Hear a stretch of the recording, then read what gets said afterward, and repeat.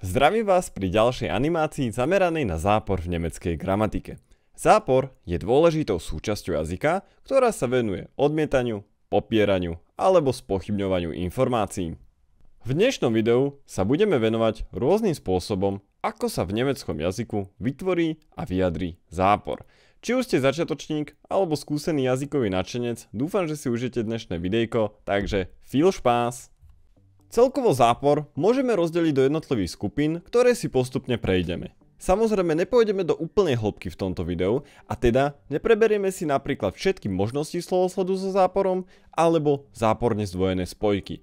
Teda obsah by sme vedeli rozdeliť na časti ako použitie nein, kedy použijeme nicht a kedy kein, pozícia nicht vo vete, spojka sondern, zápor s kein samostatne, negačné príslovky ako napríklad niemals, nie alebo nirgendwo a veľa ďalších a potom dve výnimky, z toho jedna je schon a potom číslovka 1 so záporom, ktoré si samozrejme v tomto kroku bližšie definujeme a uvidíte, že to nie je až tak komplikované. Avšak ten jazyk a výnimky sú tu všade a aj vždy budú, takže nebojte sa, zvládneme to spoločne všetko. Najprv začneme s nein, čo určite ani prekladať nemusím a všetci ho poznáte.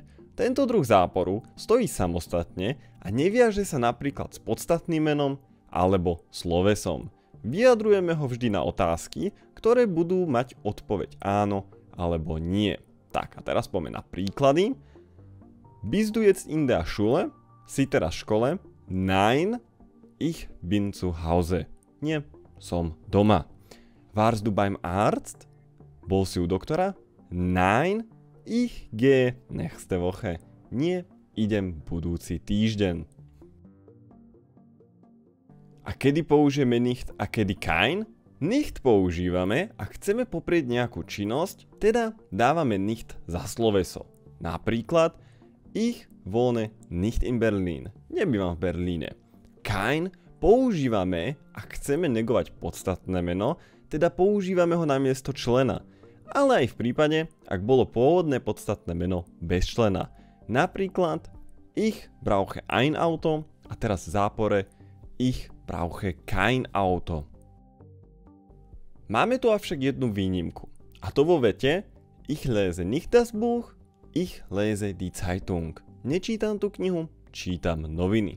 V tomto prípade potrebujem použiť člen das Buch, teda nemôžem použiť dva členy, aj určitý a aj negatívny. Preto v tejto vete použijem nicht a nie kein. Ďalšou podtémou bude pozícia nicht vo vete. Ak stojí nicht na konci vety, tak to môžeme označiť ako celkovú negáciu. Príklad: Peter liest das Buch nicht. Peter nečíta tú knihu. Alebo druhý príklad: Der Lehrer erklärt den neuen Lernstoff nicht, weil er heute krank ist. Učiteľ nevysvetlí novú látku, keďže je chorý. Ak chceme vo vete poprieť niečo iné, napríklad názov, meno, miesto alebo polohu, tak nicht bude stáť vždy pred tým konkrétnym údajom. Napríklad, ich schreibe dir nicht heute. Nenapíšem ti dnes. Popierame príslovku dnes. Alebo druhý príklad, warum haben Sie nicht Internet-Öffnungszeiten? Prečo nemajú na internete otváracie hodiny? V tomto prípade popierame príslovku miesta na internete. Ak nicht nedáme na konci vety, ale pred nejaký daný údaj, tak sa veta môže považovať ako nedokončená a vo väčšine prípadov je tu potrebné pridať ešte spojku ale, v preklade v nemčine sondern. Príklad: Er lernt nicht Deutsch, sondern Englisch. Neučí sa nemčinu, ale angličtinu. Alebo druhý príklad: Wir sind nicht ins Kino gegangen, sondern ins Theater. Nešli sme do kina, ale do divadla. Kein ako zápor používame, ak chceme poprieť podstatné meno, ktoré v kladnej vete malo neurčitý člen alebo nemalo vôbec člen. Kein stojí vždy spolu s podstatným menom a musíme tu dbať aj na koncovky, ktoré závisia od rodu podstatného mena. Teda Tento druh záporu sa tiež nazýva ako záporný člen a pred podstatným menom nikdy nemôže stáť člen a ešte k tomu aj kein. A teraz si ukážeme jednotlivé koncovky pri kein vo všetkých pádoch. V kľude si zastavte video a prezrite si všetky príklady v jednotlivých rodoch. Máme tu koncovky v nominatíve, koncovky v akuzatíve a koncovky v datíve.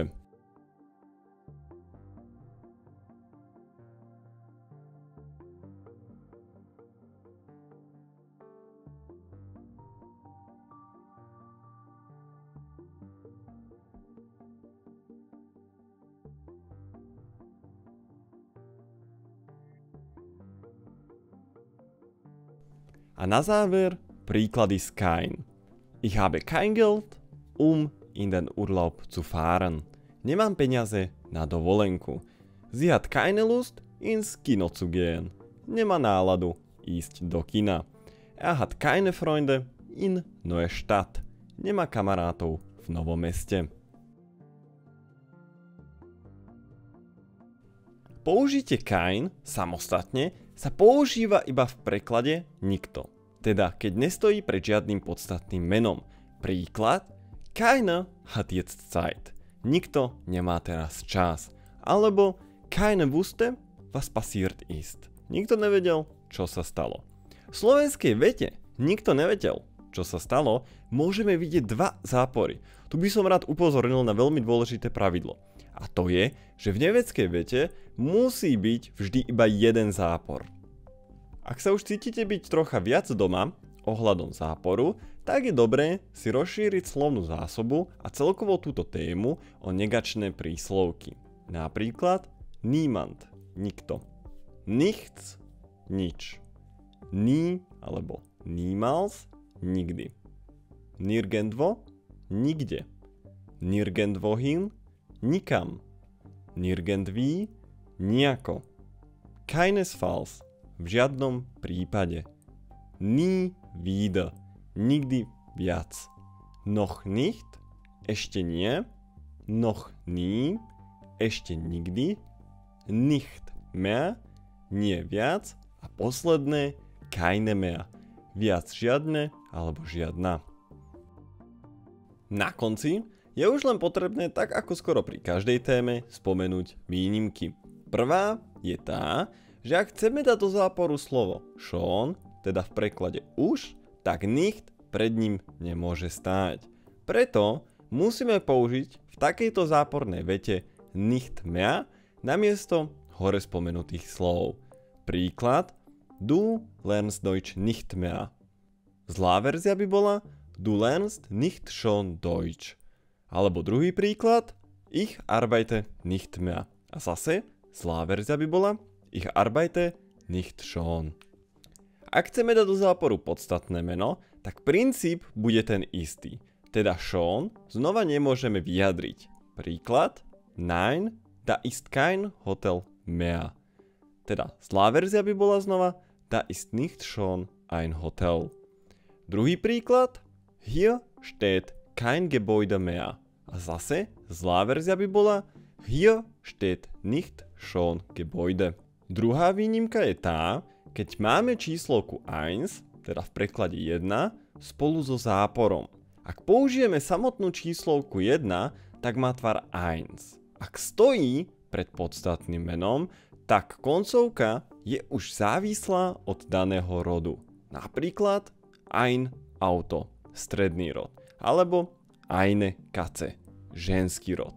Avšak, ak by sme chceli povedať tu nie je jedna mačka, nemôžeme použiť kein, ale musíme povedať nicht. Teda príklad: Hier ist nicht eine Katze, sondern mehrere. Alebo Hier ist nicht eine Blume, sondern mehrere. A na záver si dáme už len zhrnutie, keďže určite tu pre vás bolo strašne veľa informácií. Dnešná téma sa zameriavala na tvorbu záporu v nemčine. V zásade používame nicht alebo kein v závislosti od toho, či zápor uplatňujeme na činnosť alebo podstatné meno. V nemeckých vetách nie je nikdy možné máte dva zápory. Pri použití kain je dôležité brať do úvahy koncovky podstatných mien podľa rodu. Výnimkou je, keď kain stojí samostatne. Vtedy má vždy jednotný tvar kain, teda v preklade nikto. Okrem nicht a kain existujú aj negačné príslovky, ktoré obohacujú slovnú zásobu a umožňujú rôzne spôsoby vyjadrenia záporu.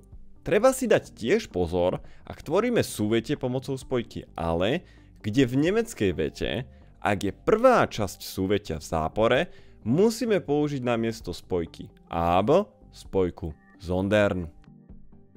Dúfam, že ste zvládli až sem nakoniec prísť, pretože to muselo byť pre vás určite veľmi náročné s veľa informáciami. Nebojte sa toto videjko pustiť ešte niekoľkokrát na zopakovanie, alebo iba po častiach a verím, že za chvíľku budete veľkí odborníci v zápore. Ja budem veľmi rád za like a odber, taktiež aj za prezdieľanie medzi vašimi známymi a kamarátmi. Ak máte akúkoľvek otázku alebo konštruktívnu kritiku, nebojte sa napísať pod toto video. A my sa počujeme pri ďalšej téme. Bis bald!